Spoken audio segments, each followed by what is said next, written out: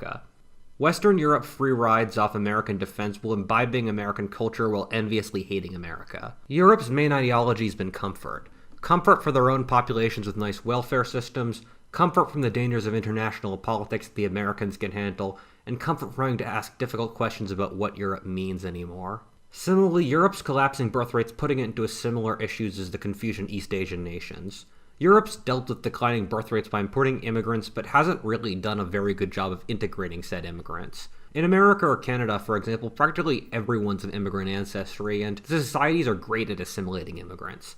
This isn't the case in Europe, where, for example, Muslims are often radicalized since they don't feel at home in the European societies.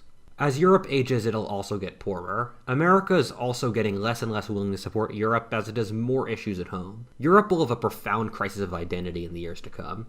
Europe will have to make very difficult choices about what it stands for. There's so much random chaos here. Christianity, which was the main glue holding Europe together, has little sway. Most Europeans today follow a secularized version of Christian values while generally being atheist. The European religious are actually less religious on average in terms of praying and believing in God, going to church, etc., than the American non-religious, for reasons I'll explain in the next segment. Europe will either break under the pressure or develop a totally new ideology. I hope the Europeans don't turn to extreme nationalism and racism, which seems to be the logical extension of their right. The American and European right are interesting in that the American right, with even under the libertarian wing, being pretty Christian, but when I talk to European right-wingers, I struggle to see what they believe in besides sort of knee-jerk Western civilization, that when you boil it down means I don't want more brown people and left-wing ideology, which is not a coherent motivational ideology to go forward with. However, unless Europe tries something totally new, it will break and shatter under the pressure like the ancient Greeks or Romans did before.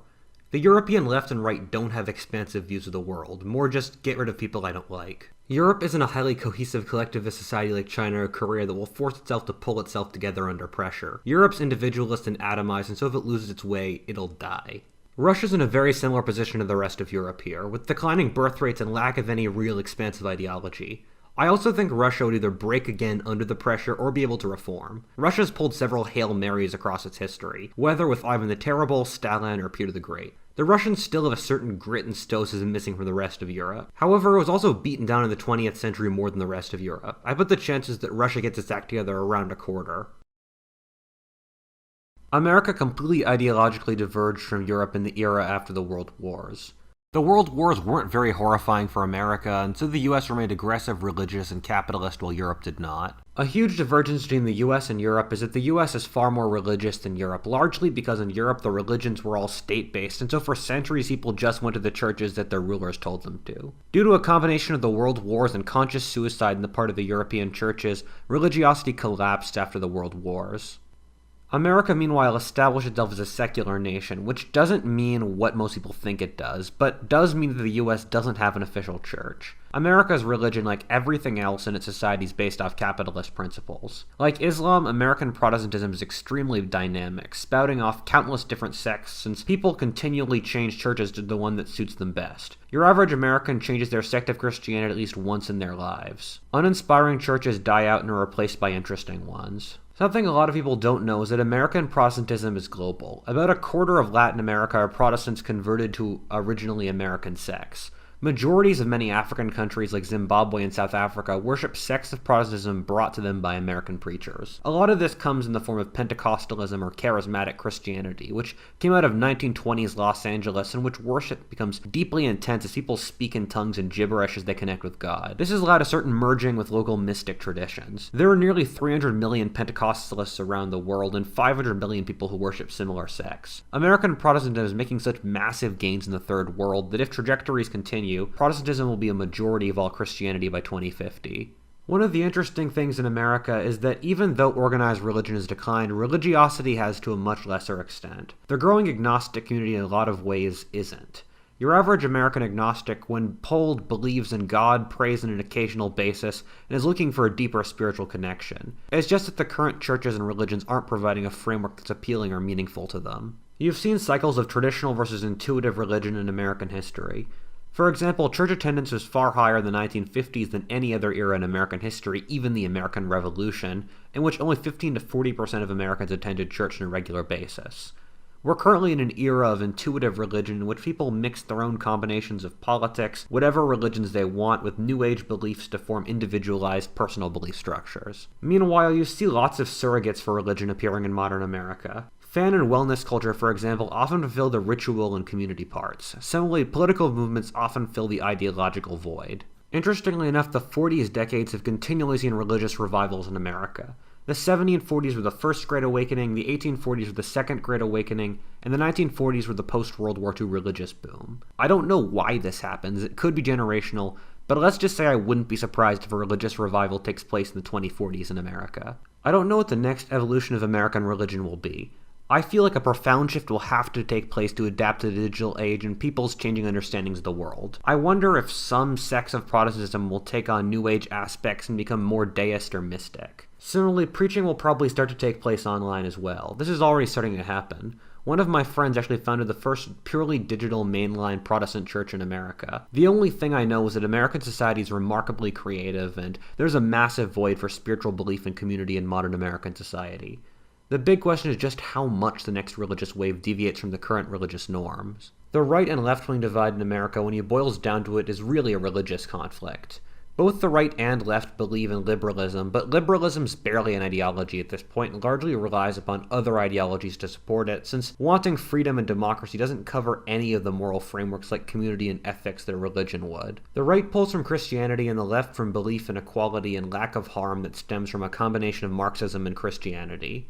You can actually see this as a manifestation of an ideological struggle inherent of all of Western civilization between traditional Christianity and Augustinian interpretations. Traditional Christianity holds that humanity is naturally good and is corrupted by greed, and if we all loved each other, we'd be in the kingdom of heaven, which is basically what the left believes in secular terminology. Marx turned this to an oppressive class holding down the virtuous working classes, which gradually warped into cishet white males and colonizers holding back the inherently virtuous oppressed groups. Meanwhile, the right believes in the Augustinian approach that comes indirectly from Persian religions like Zoroastrianism and Manichaeism, that the world's a struggle in the forces of good, led by God, and evil, led by Satan, and the forces of good must wage war against the forces of evil that want to tear down civilization, represented in the right by Muslims, atheists, communists, etc. This underlying struggle is inherent to Western civilization, but I generally think that in this round, the furthest left will end up self-destructing. This is because in its drive for purity, the social justice wing, without having any countervailing forces, will end up taking more and more radical positions until it alienates everyone else. Social justice's literal lack of belief in truth and compromise means that it easily unmoors itself from reality or any ability to judge situations accurately and think strategically. Similarly, the social justice coalition is fairly weak in how disparate its coalition is. Married couples, for example, tend to vote decently similarly, which negates them when they try to split women off as a demographic to push against the patriarchy.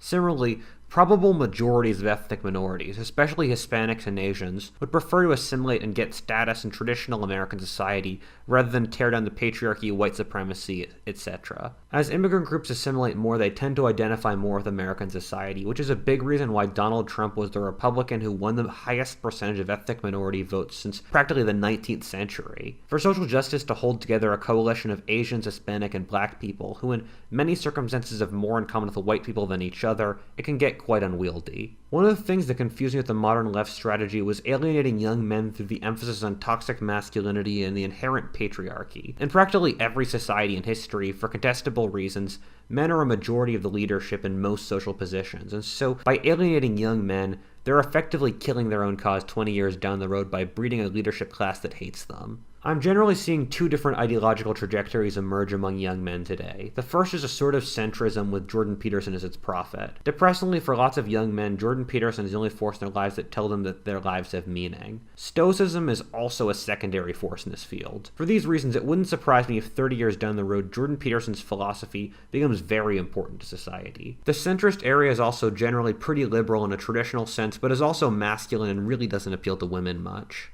The other main force is the so-called alt-right, which isn't really a single movement, but a lot of weird ideological pieces thrown into a veritable fruit salad, with a broad spectrum extending to Jordan Peterson's centrists, with very few people at the actual extreme, but lots somewhere in the path to it. Sadly, I've seen an incredible amount of radicalization in the last couple years, largely causing people being pissed off at the left as people move further right, and so this could change. One of the general truths I've found out the alt-right is that it's on average far more sexist than racist, although it often is both. A big question for America is, after social justice implodes, will the far right or the center gain power afterwards? Something that worries me about both of these groups is that they're both very heavily male, and even among the centrists, you do find a certain degree of misogyny beneath the surface. Also, adding together that the nerds who make these ideologies often didn't get laid a lot as youths adds to my worry of a heavily misogynist, or at least bro-y philosophy developing. It also seems probable America will have a nationalist backlash. Across American history, we've seen immigration patterns in which once the foreign-born population reaches 20%, the US cuts off immigration for the next 60 years to assimilate the newcomers. This occurred in both 1790 and 1920, and occurred like clockwork in 2016, and after each of these periods, America experienced a period of strong American nationalism, and unified American identity gets exalted. This will likely happen again as America goes through a period of extreme nationalism. Also, across American history, we've seen the idea of white American expand from just basically white Britons and Dutch, to now involving Jews, Lebanese, Italians, etc. It seems likely that many Hispanics, who are on average 2/3 European ancestry, and